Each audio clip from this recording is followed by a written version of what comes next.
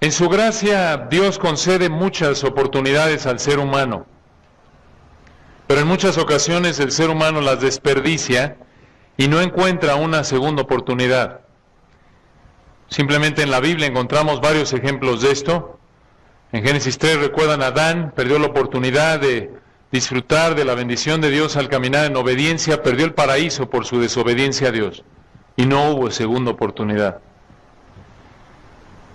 Siglos después, Moisés, por desobediencia a Dios, perdió la oportunidad de entrar a la tierra prometida por su desobediencia a Dios y no hubo segunda oportunidad. Más tarde, el mismo Sansón, uno de los jueces de Israel, inundado de privilegios por su pecado, por su falta de dominio propio, perdió la oportunidad de servir a Dios muchos más años de su vida debido a su propio pecado y no hubo una segunda oportunidad. El rey Saúl, el primer rey de Israel, recordarán ustedes, también por su impaciencia, su intempestividad, su desobediencia a Dios, perdió la oportunidad de disfrutar de la bendición de Dios al reinar sobre Israel y no hubo segunda oportunidad. El mismo David, habiendo disfrutado del privilegio, del deleite de caminar con Dios de cerca, en 2 de Samuel echó todo por la borda por un adulterio y no hubo una segunda oportunidad de tener una familia que disfrutara de la bendición de Dios, porque el resto de su vida, como se lo dijo Dios a través de Natán, Dios lo perdonó, pero la espada no se apartó de su casa. Y hubo problema tras problema tras problema en su vida. En el Nuevo Testamento, claro, no podemos olvidar a Judas, quien perdió la inmensa oportunidad de servir al Señor y sobre todo perdió su alma y no hubo una segunda oportunidad. Así es también en la vida cotidiana, aún fuera de la Biblia. Dios en su gracia a muchos a lo largo de la historia les concede la oportunidad de vivir, pero muchos desperdician esa oportunidad entregándose al pecado y finalmente muriendo a causa de su estilo de vida y no hay segunda oportunidad.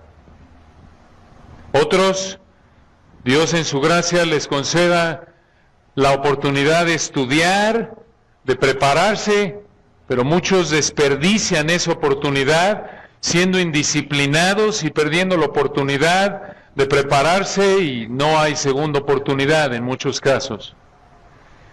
Otros, Dios en su gracia les concede la oportunidad de tener un buen trabajo, pero muchos desperdician esa oportunidad siendo negligentes en su trabajo, irrespetuosos hacia sus jefes, y no hay segunda oportunidad de encontrar un trabajo tan bueno como el que perdieron por su negligencia. A otros Dios en su gracia les concede la oportunidad de casarse, pero muchos desperdician esa oportunidad siendo orgullosos, teniendo expectativas no bíblicas y en muchos casos perdiendo la oportunidad de casarse con un hombre, una mujer de Dios y descubren tristemente que no hay segunda oportunidad. Para otros, Dios les concede la oportunidad de servirlo en algún ministerio, pero muchos por orgullo prefieren no cambiar sus prioridades, prefieren aferrarse a un pecado que los descalifica para servir en un ministerio dado, prefieren no dar de sus talentos, dones espirituales, preparación y recursos que Dios les da y pierden la oportunidad de servir a Dios en un ministerio y no hay segunda oportunidad en muchos casos. Muchos, Dios en su gracia les concede la oportunidad de tener una familia que honre a Dios, pero muchos por pensar primero en sí mismos la pierden por un adulterio, por impaciencia, por falta de amor y terminan perdiendo la oportunidad de tener una familia que glorifique a Dios y en muchas ocasiones no hay segunda oportunidad. Pero la oportunidad más grande que Dios le concede al ser humano es de otorgarle perdón de sus pecados a través de Cristo. Pero como muchas otras oportunidades que Dios nos concede a lo largo de la vida, es una oportunidad limitada. no permanente. Así como muchas oportunidades que Dios nos concede en la vida, en ocasiones cuando las desperdiciamos, no hay segunda oportunidad. Eso es precisamente lo que enseña la parábola de las vírgenes.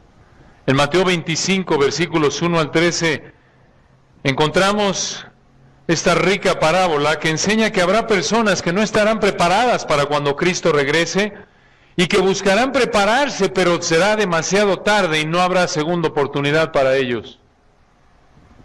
Como gran parte de Mateo 24 y 25, esta es una parábola que muchos aplican erróneamente a la época de la iglesia.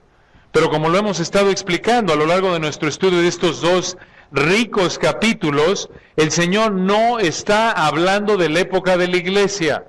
¿Cómo lo sabemos? Recuerdan ustedes en Mateo 24:3, los discípulos le preguntan al Señor, ¿cuándo serán estas cosas y qué señal habrá de tu venida y del fin del siglo? El Señor responde esta pregunta en Mateo capítulos 24 y 25, y recordarán que en Mateo 24, versículos 1 al 35, vimos las señales que rodean a la segunda venida, y ya estamos en la segunda etapa de este gran discurso, en donde estamos estudiando la preparación para la segunda venida. Aquí a partir de Mateo 24, 36 y prácticamente hasta el final del capítulo 25, o más bien en Mateo hasta 25, 30, no al final del capítulo 25, el Señor presenta 4 parábolas que ilustran la importancia de estar preparados para su segunda venida. Ya vimos la primera en el 24, versículos 36 al 44, espera como quien protege una casa. Vimos la segunda en Mateo 24, 45 al 51, espera como esclavo fiel. Y el día de hoy veremos la tercera, en donde el Señor prácticamente explica que debemos esperar velando como virgen prudente. Mateo 25, 1 al 13. Ahora recuerden, antes de entrar a los detalles de este texto, recuerda, como lo hemos estado estudiando, Él no está hablando de la época de la iglesia aquí. Él está hablando de la época de tribulación futura de 7 años que preceden a su segunda venida. Recuerden que la iglesia ya no está aquí. En Mateo 24 y 25 ya fue arrebatada. Pero aunque no estaremos aquí, hay grandes principios que tienen aplicación para nuestra vida cotidiana. Obsérvenlos y comencemos leyendo Mateo 25, versículos 1 al 13. Mateo 25, versículos 1 al 13. Entonces el reino de los cielos será semejante a 10 vírgenes que, tomando sus lámparas, salieron a recibir al esposo. 5 de ellas eran prudentes y 5 insensatas. Las insensatas, tomando sus lámparas, no tomaron consigo aceite, mas las prudentes tomaron aceite en sus vasijas, juntamente con sus lámparas. Y tardándose el esposo, cabecearon todas y se durmieron. Y a la medianoche se oyó un clamor: aquí viene el esposo, salid a recibirle. Entonces todas aquellas vírgenes se levantaron y arreglaron sus lámparas.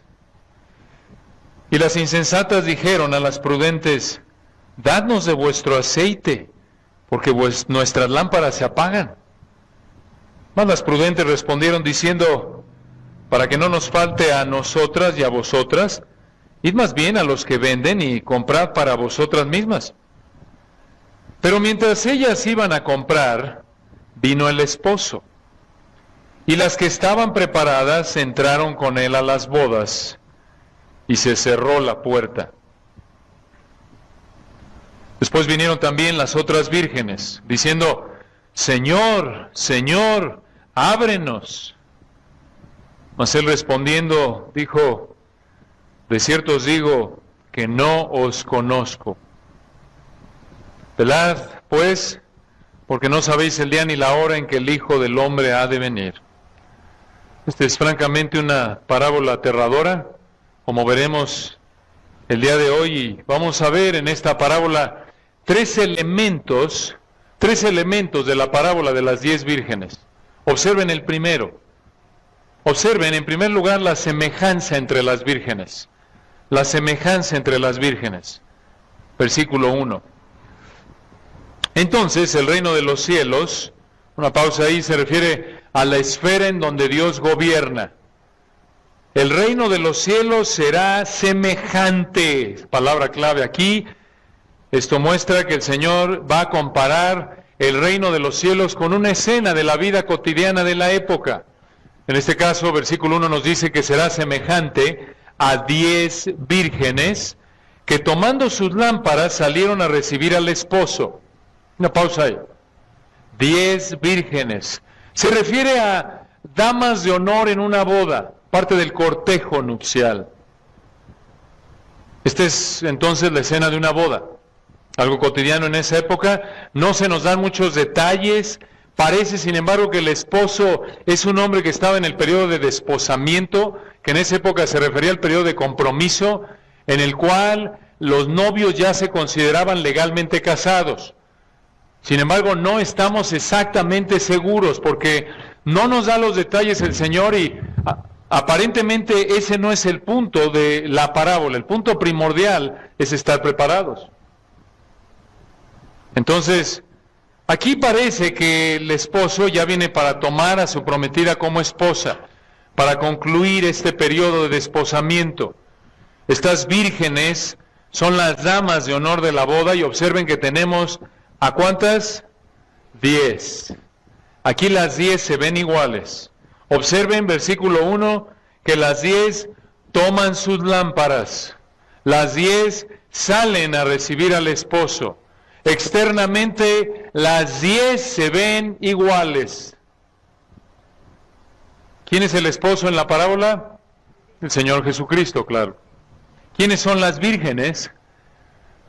Estas son personas que profesan ser cristianas. Estas son personas que externamente dicen ser cristianas, dicen estar esperando la venida de Cristo. En el contexto, sin embargo, de Mateo capítulos 24 y 25, son personas que profesan ser creyentes cuando el Señor viene por segunda vez. Estas son personas que profesan ser creyentes prácticamente durante el periodo de tribulación de 7 años. Sin embargo, aquí hay algo muy interesante. Aquí vemos la semejanza. ¿Se ven iguales externamente? Pero observen el segundo elemento de la parábola de las 10 vírgenes. Versículos 2 al 10 presentan la diferencia. Versículo 1, la semejanza. Las 10 toman sus lámparas, las 10 son parte del cortejo nupcial, las 10 van a recibir al esposo, pero versículos 2 al 10 vemos la diferencia entre las vírgenes. A partir del versículo 2, vemos una diferencia que se abre como una grieta entre las 10 y termina separándolas al final del pasaje. ¿Cuál es la diferencia? Observen el versículo 2. 5 de ellas eran prudentes y 5 insensatas. Vemos una primera diferencia.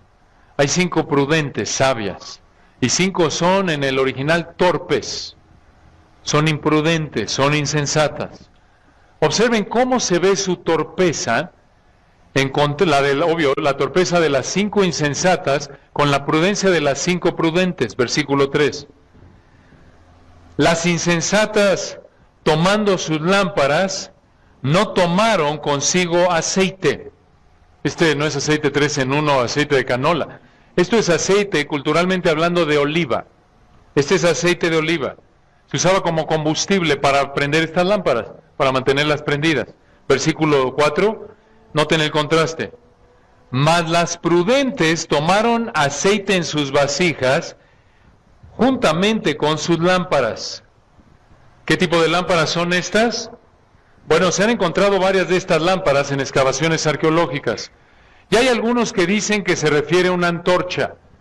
Creemos, por el significado de la palabra en griego, y esto no es algo muy serio en cuanto al pasaje, que estas lámparas eran como una especie de taza alargada que usaban para prenderse, y se usaba como combustible aceite de oliva para prender la mecha. Obviamente llevaban algo para llevar el aceite de oliva, porque noten el versículo 4, tomaron aceite en sus vasijas. La mecha era de lino torcido, y las 10, noten, toman sus 10 lámparas, pero solo 5 de ellas, las prudentes, llevan combustible para prenderlas. Llevan aceite para prenderlas. Noten la diferencia. Externamente se ven iguales. Las 10 toman sus lámparas, van a recibir al esposo, pero hay una diferencia, escucha, interna. Solo 5 de ellas llevan aceite para prender la lámpara. ¿Qué es el aceite? Es la gracia salvadora de Dios, es la salvación. Solo 5 de ellas son realmente salvas. ¿Y quién tenía aceite cuando llegue el esposo? Las prudentes.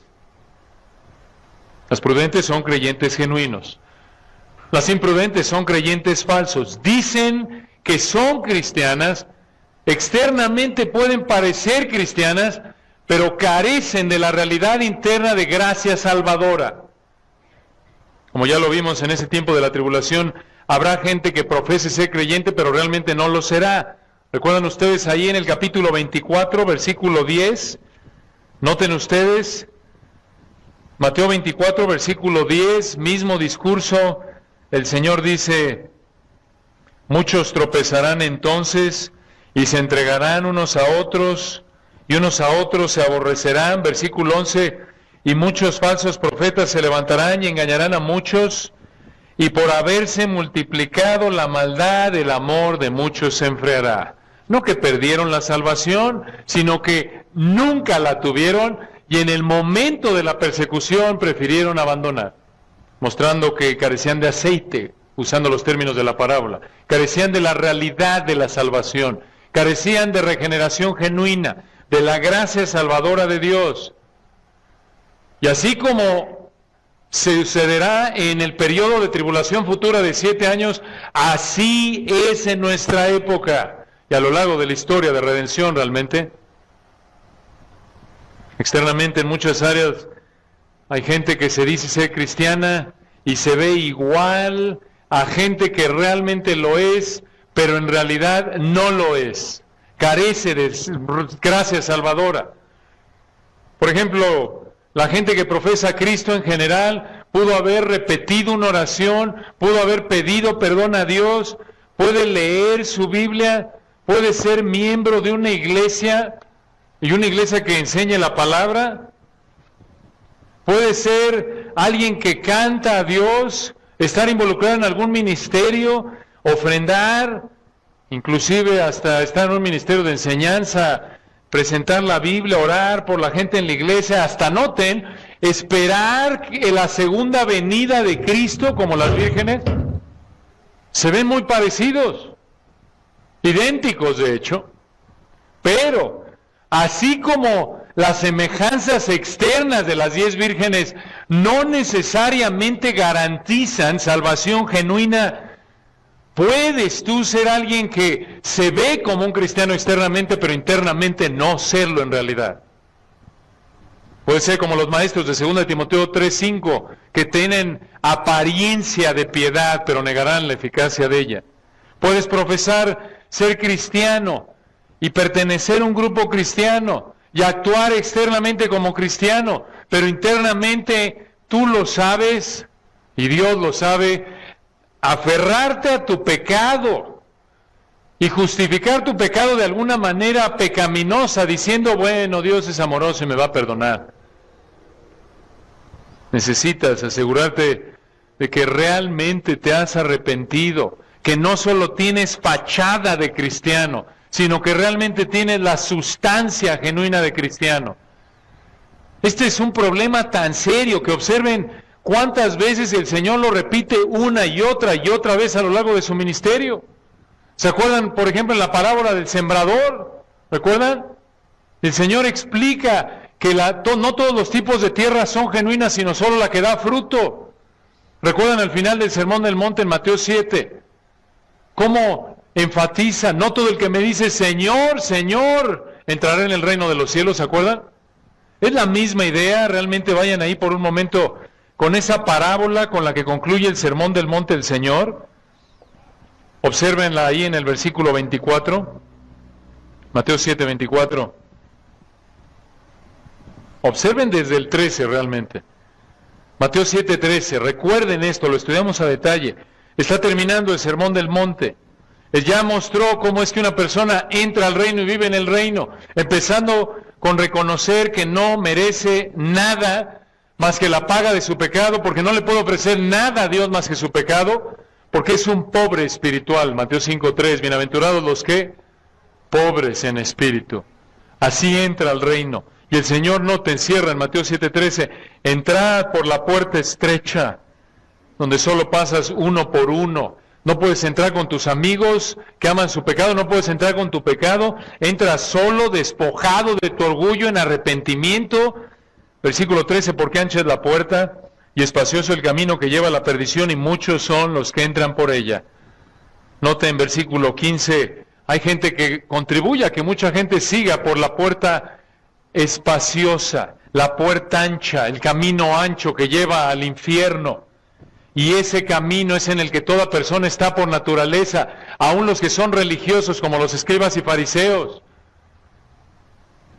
Y hay gente que contribuye a eso, versículo 15, guardaos de los falsos profetas, que vienen a vosotros con vestidos de ovejas, pero por dentro son lobos rapaces, pretenden ser pastores genuinos, pero en realidad no lo son. Versículo 21, el Señor repite, no todo el que me dice Señor, Señor entrará en el reino de los cielos, sino el que hace la voluntad de mi Padre que está en los cielos. Versículo 24, noten de nuevo, noten, versículos 13 y 14, hay gente que va por el camino ancho, entró por la puerta ancha y piensan que van a la salvación, al cielo, pero están equivocados. Versículo 21, hay gente que dice Señor, Señor, y cree que va al reino de los cielos. Versículo 22, muchos me dirán en aquel día, Señor, Señor, ¿no profetizamos en tu nombre? Esta es gente que predicó la palabra de Dios. Versículo 22, y en tu nombre echamos fuera demonios, y en tu nombre hicimos muchos milagros. Versículo 23, y entonces les declararé, nunca os conocí, apartaos de mí, ¿qué? Hacedores de maldad. Y le está hablando a los del versículo 22, 21, los que le dicen Señor, Señor, que lo reconocen como hijo de Dios externamente, que predican su palabra, que hacen milagros y van al infierno. Y noten, el Señor lo remarca, versículo 24. Cualquiera pues que me oye estas palabras y las hace, le compararé a un hombre que prudente, que edificó su casa sobre la roca. Versículo 25, descendió lluvia y vinieron ríos y soplaron vientos y golpearon contra aquella casa y no cayó porque estaba fundada sobre la roca. En el 26, pero cualquiera que oye estas palabras y no las hace, le compararé a un hombre insensato que edificó su casa sobre la arena. Noten, se ven iguales las casas, la diferencia es que el cimiento, uno edificado sobre la roca, otro sobre la arena, externamente no se ve la diferencia, así como no ves el cimiento de una casa. Pero Dios sabe, y versículo 27, descendió lluvia, y vinieron ríos, y soplaron vientos, y dieron con ímpetu contra aquella casa, y ¿qué? Cayó, y fue grande su ruina. Noten, el que edificó sobre la roca, el que realmente vino con una fe arrepentida al Señor, otra vez es descrito, versículo 24, como un hombre ¿qué? Prudente. El Señor sabe lo fácil que es engañarnos, lo fácil que es pensar que eres cristiano y no serlo en realidad, como lo vemos con las vírgenes, lo vemos con las parábolas. Ya lo vimos con la parábola del sembrador, lo mencionamos en Mateo 13. Y recuerdan en Mateo 13, con la parábola del trigo y la cizaña. ¿Recuerdan? Mateo 13, versículo 37, y aquí está explicando la parábola del trigo y la cizaña. Mateo 13, 37. Respondiendo él les dijo, el que siembra la buena semilla es el Hijo del Hombre. Mateo 13:38, el campo es el mundo, la buena semilla son los hijos del reino, y las cizañas son los hijos del malo. Y se parecen. ¿Cómo lo sabemos? Vean allá atrás, en el versículo 26, Mateo 13:26, cuando salió la hierba y dio fruto, entonces apareció también la cizaña. Vinieron entonces los siervos del padre de familia y le dijeron, Señor, ¿no sembraste buena semilla en tu campo? ¿De dónde pues tienes cizaña? Él les dijo, un enemigo ha hecho esto, y los siervos le dijeron, ¿quieren pues que vayamos? ¿Quieres pues que vayamos y la arranquemos? Versículo 29, escuchen esto.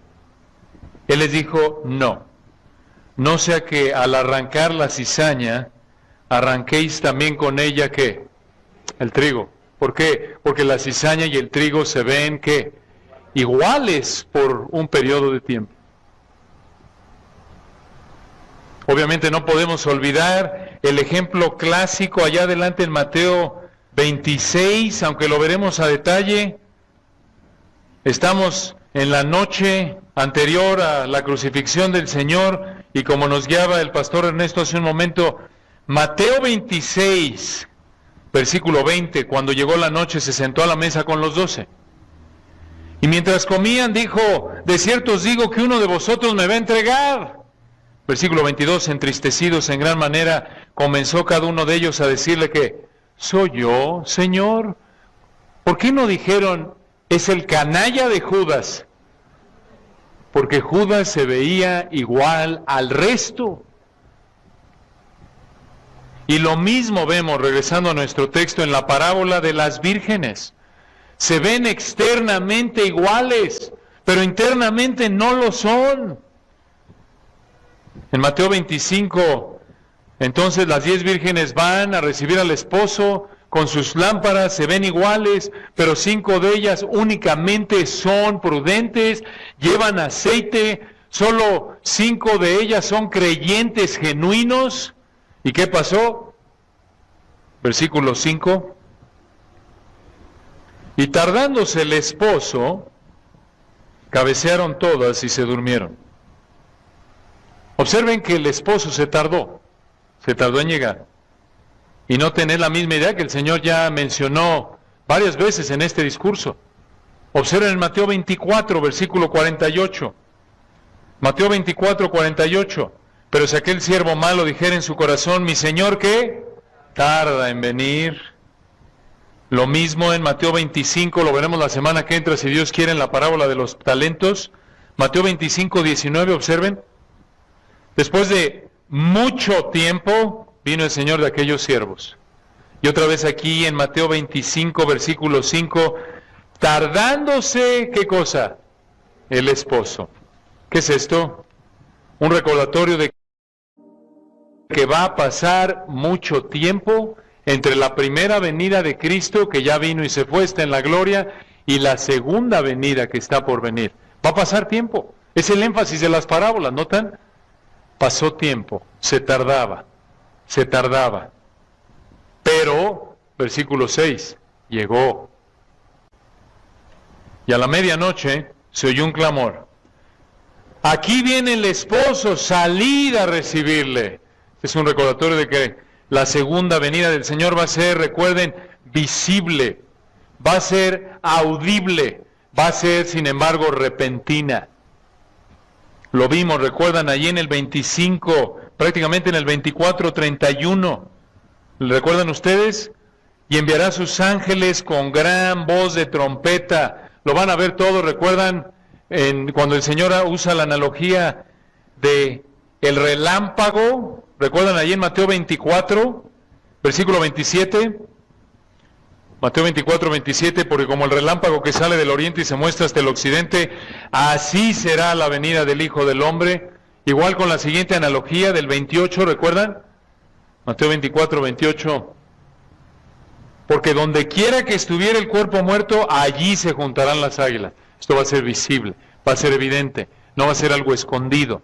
Y entonces regresa aquí el esposo, versículo 6, y noten versículo 7. Entonces todas aquellas vírgenes se levantaron y arreglaron sus lámparas. Noten, se ven iguales otra vez. Las 10 se levantan cuando oyen que llega el esposo. Las 10 parecen mostrar cierta emoción de que llegue el esposo. Noten que no nos dice aquí, bueno, las 5 insensatas dijeron, ya vamos a seguir durmiendo, ¿para qué? Las 10 se ponen de pie, las 10 arreglan las lámparas. Otra vez, externamente iguales. Pero observen, versículo 8. Y las insensatas dijeron a las prudentes, dadnos de vuestro aceite, porque nuestras lámparas se apagan. Aquí se ve, en el momento de la segunda venida se ve la diferencia. En el momento de la venida del esposo, en el caso de la parábola, en el momento de los creyentes que estén vivos en esa época, se va a ver cuando venga el Señor por segunda vez. Esto es la diferencia entre los profesantes y los que no lo fueron. Y versículo 9, noten cómo responden las prudentes. Mas las prudentes respondieron diciendo, para que no nos falte a nosotras y a vosotras, id más bien a los que venden y comprad para vosotras mismas. No es que son codas las prudentes, no es que son avaras, no es que no querían compartirlos, lo que pasa es que no les iba a alcanzar para ellas. Y aquí hay un recordatorio, escucha, la salvación es intransferible. La salvación es intransferible. Es como un boleto de avión, como una tarjeta de crédito. Intransferible. ¿No es cierto? No le puedes dar a tu cónyuge, a tu hijo, a tu amigo, a tu vecino, a tu ser querido la salvación. No puedes decir, Señor, voy a vivir de una manera tan santa que le voy a dar 20% de mi santidad y a través de eso ya lo salvas. No. Cada uno es responsable delante de Dios. Noten, la salvación es intransferible. ¿Qué es esto? La misma idea, aunque es un punto secundario de la parábola, es un buen recordatorio de la misma idea de Ezequiel 18, ¿recuerdan ustedes? Ezequiel 18, cuando dice el Señor, Ezequiel 18, versículo 4, el alma que pecare, esa morirá, y da la analogía, ¿recuerdan? Ezequiel 18, versículo 5, el hombre que fuere justo y hiciere según el derecho y la justicia, este es un hombre que Dios lo ha perdonado mediante una fe arrepentida. Dice al final del 9, este es justo, Ezequiel 18, 9, este vivirá, dice Jehová el Señor. Pero versículo 10, si engendrá de hijo ladrón, esto es, tienes un padre creyente genuino, que tiene un hijo, y la implicación es que el padre, obvio, por ser creyente, le habla de que tiene que venir con una fe arrepentida al Señor, pero el hijo lo rechaza. Ustedes, versículo 13, hablando del hijo que rechaza la fe de su padre, ¿vivirá este? No vivirá. Todas estas abominaciones hizo. De cierto morirá, su sangre será sobre su padre. ¿Dice eso? ¿Tiene la culpa el papá por el rechazo de la fe genuina de su hijo por darle la espalda a Dios? No, es su responsabilidad. Su sangre será sobre él. Y noten, nos presenta una tercera generación. Versículo 14. Pero si este, ¿quién es este? El impío del versículo 13. Pero si este engendrare hijo, el cual viere todos los pecados que su padre hizo, y viéndolos no hiciere según ellos, y el punto es que se arrepiente y muestra su arrepentimiento por una vida de obediencia, escuchen esto, versículo 17, hablando del hijo, del nieto del primero. Recuerden, hay 3 generaciones, papá creyente, hijo impío y nieto creyente. Observen, Ezequiel 18, 17. Si apartare su mano del pobre, interés y usura no recibiere. Estas son expresiones de obediencia porque se ha arrepentido. Guardare mis decretos y anduviere en mis ordenanzas, este no morirá por la maldad de su padre. Su padre es un impío, pero él no va a morir, sino al contrario, versículo 17 al final, de cierto vivirá.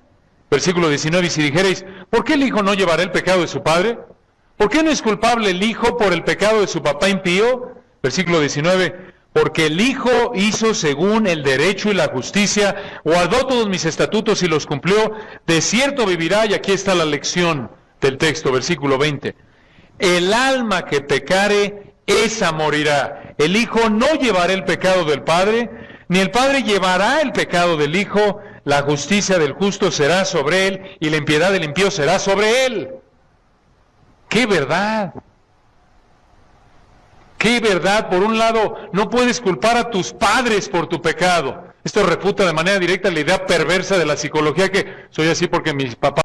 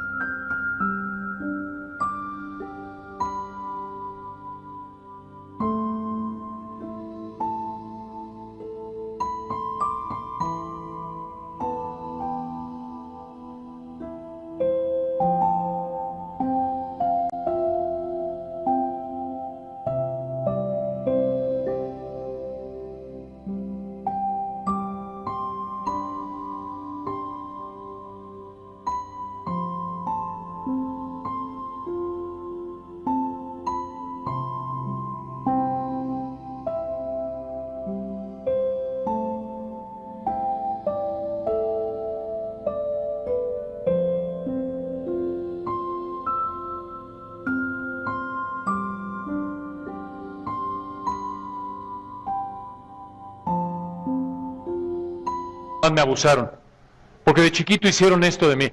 Puede haber influencia pecaminosa en tu vida por el pecado de tus padres, pero al final del día el que decide si peca o no eres tú.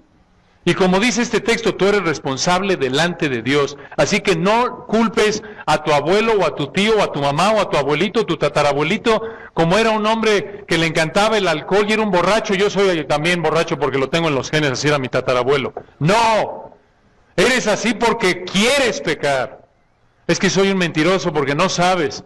Mi bisabuelito era de lo peor, hasta terminó en la cárcel por ser tan mentiroso. Escucha, llevas en los genes, en un sentido podemos decirlo, sí, el pecado de tus parientes, pero desde el punto de vista de naturaleza pecaminosa. Pero no le eches la culpa, no digas que es algo médico, es algo moral, es algo espiritual, y tú eres responsable por tu pecado.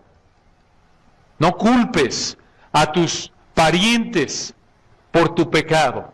Si tú pecas, tú eres responsable. Si tú le das la espalda a Dios es porque tú quieres darle la espalda a Dios, porque prefieres el deleite temporal del pecado que el deleite de servir al Señor.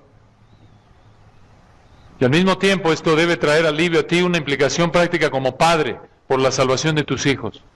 Puedes orar por ellos o la salvación de tus nietos, parientes. Puedes orar por ellos, instruirlos con la palabra, vivir una vida de piedad, como este padre aquí en Ezequiel 18. Pero si tu hijo quiere aferrarse a su pecado, es responsable delante de Dios. Tú no puedes salvar a tu hijo.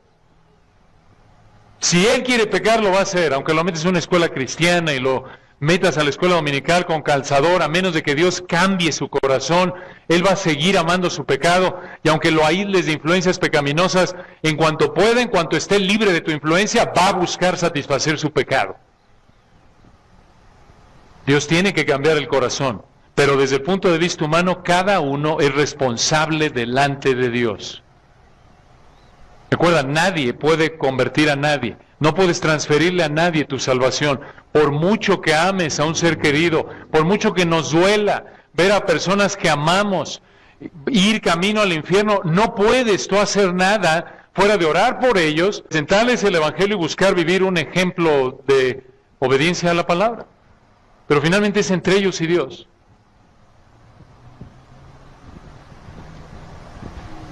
Regresando a Mateo 25, versículo 9, ya llega el esposo.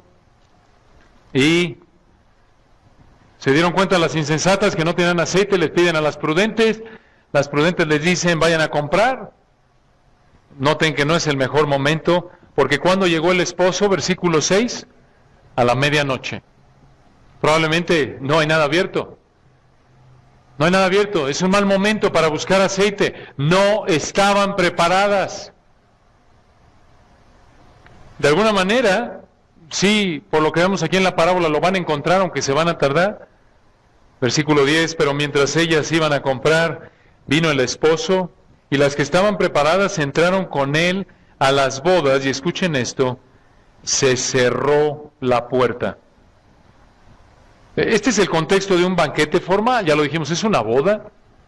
En esa época, cuando ibas a un banquete formal como invitado, presentabas una tarjeta o tableta a un siervo que estaba en la puerta y de esa manera podías confirmar el acceso al banquete, no cualquiera podía entrar. Cuando los invitados, sin embargo, ya estaban adentro, se acostumbraba que el dueño de la casa cerraba la puerta y no se permitía que nadie más entrara sin importar lo mucho que insistiera. Entonces las vírgenes prudentes entraron. Ya llegó el esposo. ¿Por qué? Versículo 10, ¿estaban qué? Preparadas. Estaban preparadas. Recuerden que las insensatas, ¿dónde están? Mientras las prudentes entran a la boda, se cierra la puerta. ¿Dónde andan las imprudentes? Comprando aceite. Están buscando aceite. Versículo 11. Después vinieron también las otras vírgenes. No sabemos si encontraron el aceite, el texto no nos dice. No sabemos si lo encontraron, pero era demasiado tarde, ese es el punto, era demasiado tarde. Ya no hubo una segunda oportunidad. No, el texto no nos dice si buscaron y no encontraron, o si encontraron pero ya no las dejaron entrar. El punto, sin embargo, es que era demasiado tarde. Versículo 11, después vinieron también las otras vírgenes, estas son las insensatas, diciendo, Señor, Señor, noten, ábrenos, están insistiendo. Son como los de Mateo 7:21, ¿recuerdan? Señor, Señor, ¿no profetizamos en tu nombre? Están aparentemente profesando algún tipo de relación íntima con el esposo por ser damas del cortejo, damas de honor, profesan, por ser profesantes, por ser personas que profesan ser cristianas, claro, piensan que tienen una relación con el Señor, y se entiende que le dicen Señor, Señor. Pero noten, versículo 12 encontramos una de las frases más tristes en toda la Biblia. Mas él, respondiendo, dijo, de cierto os digo que no os conozco. ¿Cómo que no las conocía? Nunca tuvo un conocimiento íntimo con ellas en términos de relación. Nunca conocieron a Cristo, es la idea. Nunca tuvo un conocimiento íntimo de nivel de relación personal, es la idea. En contraste a 2 Timoteo 2:19, donde dice que el Señor conoce el Señor a los que son, ¿qué? Suyos. A los que no son suyos, no los conoce. No que es ignorante de ellos, obvio, Dios es omnisciente y conoce a toda persona, pero no conoce a los incrédulos en el sentido íntimo de una relación personal. Observen el versículo 12, que no hubo una segunda oportunidad para estas mujeres. No les dijeron, ¿saben qué? Dejen que acabe esta parte de la boda y entran. No. Una vez que el Señor venga, no habrá oportunidad para el que no se arrepintió. Así como no habrá segunda oportunidad para el que muere.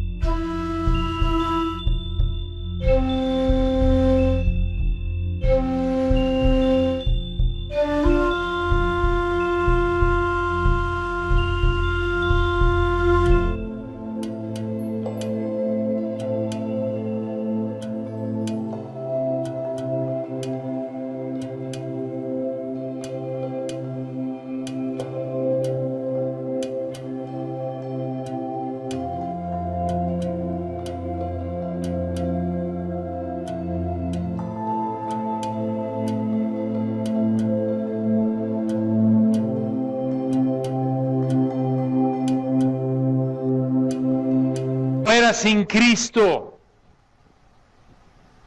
Entonces, vemos la semejanza entre las vírgenes, externamente se veían iguales, actuaban igual. Sin embargo, vemos en segundo lugar la diferencia entre las vírgenes. Realmente las prudentes eran las que eran genuinas, poseían salvación genuina.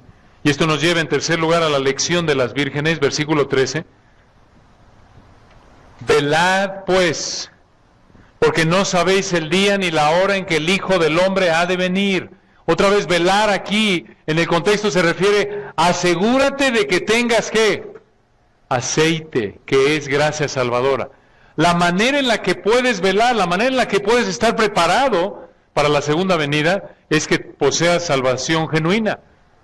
Esa es la idea. Otra vez, esta es la segunda venida. Este no es estar listo para el rapto ya sucedió aquí. Es estar listo para la segunda venida. La iglesia ya no está aquí, pero la lección también es para nosotros. Y la lección es, asegúrate de que eres cristiano ya. No lo pospongas, no te esperes. Deja tu pecado y ven con una fe arrepentida a Cristo. De lo contrario, si Dios te quita la vida antes de que te arrepientas, o te concede estar vivo por ser un incrédulo, vivir a lo mejor la tribulación, si se tarda y en su soberanía así lo designa,